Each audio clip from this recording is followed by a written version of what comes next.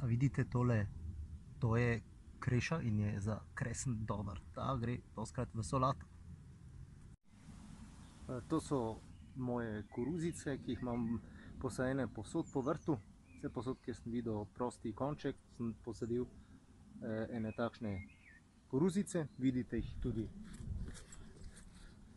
tukaj, pa potem vse do tja.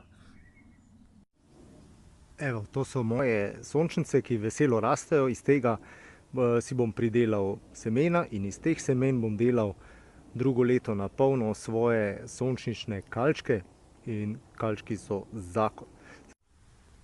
To, kar vidite zdaj tukaj za mano, je psevdo naravni, sonaravni permakulturni gozd, ki sestoji iz paradižnikov, ki vem, da so prepogosto posajeni, potem iz buč, hokaidov, pa ne vem kakšnih še, in potem tule dol zakon rukola.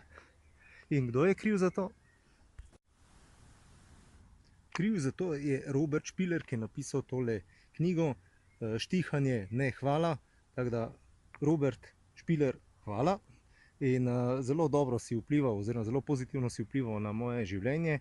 Moram pa reči, res, da nisem štihal, sem pa ko prefuknjen kopal moje globoke, ne visoke grede, zaradi tega, ker jaz sem jih pa spustil v tla. Vem, da se zdaj križaš, ampak ene stvari pač počnem po svoje. Vem, da bo drugo leto potem boljše. Tako da tisti, ki nimate ustrezne literature in ki hočete biti boljši v vrtnarjenju kot jaz, nabavite si Štihanje, ne hvala od Roberta Špilerja.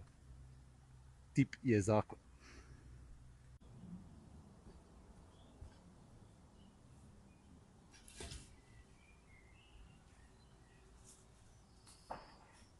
Ne kupovati takega stranja, kot sem ga kupil jaz. Kupite nihajno motiko tudi pri Robiju.